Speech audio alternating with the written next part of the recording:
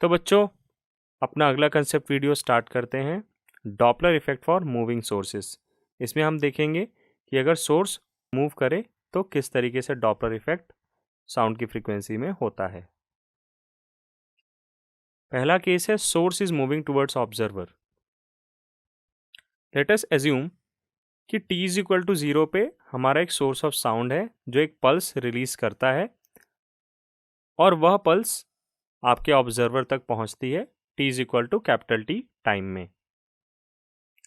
But मान लीजिए कि हमारा सोर्स vs वेलोसिटी से आगे बढ़े ऑब्जर्वर की ओर, तो t टाइम में एक स्टेशनरी सोर्स ने जो पल्स रिलीज करी वह t टाइम में ऑब्जर्वर के पास पहुंची और साथ ही साथ एक दूसरा सोर्स जो कि vs वेलोसिटी से उसी मोमेंट पे रिलीज कर दिया गया था ऑब्जर्वर की तरफ, उसने भी एक पल्स ऑब्जर्वर की ओर रिलीज करी।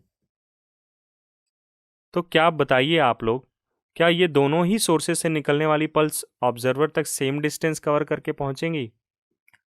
मेरा फिजिक्स का नॉलेज तो ये अलाउ नहीं करता। जी हाँ बच्चों, स्टेशनरी सोर्स के द्वारा निकली गई पल्स रियल वेवलेंथ जितना डिस्टेंस कवर करेगी, एज्यूमिंग कि this capital T time period is equal to the reciprocal of natural frequency. तो हम कह सकते हैं कि अगर लैम्डा लेंथ आपकी स्टेशनरी सोर्स द्वारा निकाली गई पल्स कवर करती है, तो जो मूविंग सोर्स है उसके द्वारा हम मान सकते हैं कि ये लैम्डा डैश वेवलेंथ कवर करी जाएगी। अब इन दोनों के बीच में जो डिस्टेंस का गैप आया that will be equal to source velocity multiplied by time period capital T। तो बच्चों एक्चुअल वेवलेंथ है हमारी lambda is equal to v into capital T, where v is the speed of sound. Actual frequency होगी बच्चों sound की nu is equal to 1 upon capital T। But यहाँ पे observer को जो वेवलेंथ रिसीव होगी that will be equal to lambda dash. Similarly frequency received by observer will be new dash. अब अगर वेवलेंथ उसको डिफरेंट रिसीव हो रही है तो नेचुरल सी बात है उसको फ्रीक्वेंसी भी डिफरेंट रिसीव होगी। तो बच्चों सिंपल कैलकुलेशन से हम लिख सकते हैं lambda dash is equal to v T minus we s into T. Again दोहराना चाहूंगा, v is the speed of sound and vs is the speed of source. So lambda dash is equal to v minus vs into capital T can also be written as lambda dash is equal to v minus vs divided by nu, which is the frequency of sound. So we can write that lambda dash is equal to v upon nu dash, which is equal to v minus vs upon nu. तो यहाँ पे new dash यानी कि apparent frequency का formula निकल कर आता है actual frequency new multiplied by v upon v minus vs।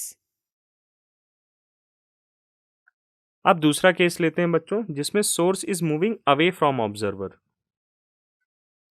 तो यहाँ पे सोर्स vs स्पीड से ऑब्जर्वर से दूर भाग रहा है, t इज इक्वल टू 0 पे रिलीज करी गई पल्स एक स्टेशनरी ऑब्जर्वर द्वारा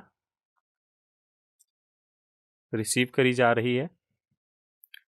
बच्चों अगेन सेम फिनोमेना होगा, अगर मिडिल पोजीशन से कोई स्टेशनरी सोर्स पल्स रिलीज करेगा तो वह वेवलेंथ कवर करेगी lambda is equal to v into capital T, जबकि अगर कोई मूविंग सोर्स पल्स इजेक्ट करेगा तो वो ऑब्जर्वर तक पहुंचेगी एक ज़्यादा लेंथ कवर करते हुए which will be equal to lambda dash. और ये जो एक्सेस लेंथ होगी बच्चों, this is the distance covered by the source of sound in the time period during which it transfers the pulse to the observer. Lambda dash is equal to Vt plus Vst. We can write it as V plus Vs into T. बच्चों पिछले case में क्या हो रहा था, source observer के तरफ जा रहा था, उसके करीब जा रहा था, तो हमारे वेव पल्स को कम लेंथ कवर करनी पड़ रही थी, तो वहां पे lambda dash Vt minus Vst था। यहाँ पे हमारा सोर्स ऑब्जर्वर से दूर जा रहा है तो उसके द्वारा रिलीज करी गई पल्स को ज़्यादा डिस्टेंस कवर करना पड़ेगा। तो ज़्यादा डिस्टेंस वो जो डिस्टेंस का जो गैप आता है बच्चों, वो that is equal to source velocity into time period, और वही आपके अपरेंट वेवलेंथ में एकोमोडेट भी हो रहा है, आप देख सकते हैं। सो अपरेंट वेवलेंथ का फॉर्मूला आता है बच्चों v plus v s divided by nu, where nu is the actual frequency. So we can write it as lambda dash is equal to v upon nu dash which is equal to v plus v s upon nu. तो यहाँ से हमारी apparent frequency nu dash का formula आता है nu dash is equal to nu into V upon we plus v s. बच्चों अगर मुझे जनरल फॉर्मूला निकालना हो when the source is moving, तो आप देख सकते हैं ऑब्जर्वर बीच में स्टेशनरी खड़ा हुआ है अच्छे बच्चे की तरह, और रेड कलर से हम दर्शा रहे हैं कि source is moving away from observer, और ब्लू कलर की वेव से हम दर्शा रहे हैं source is moving closer to the observer.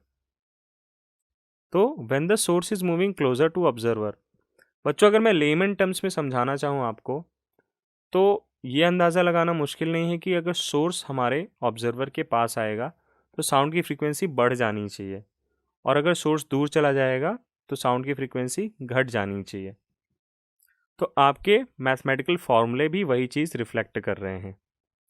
When the source is moving away, तो आप देखिए कि डिनोमिनेटर बड़ा है आपके न्यूमरेटर से, which gives us overall result with reduced frequency.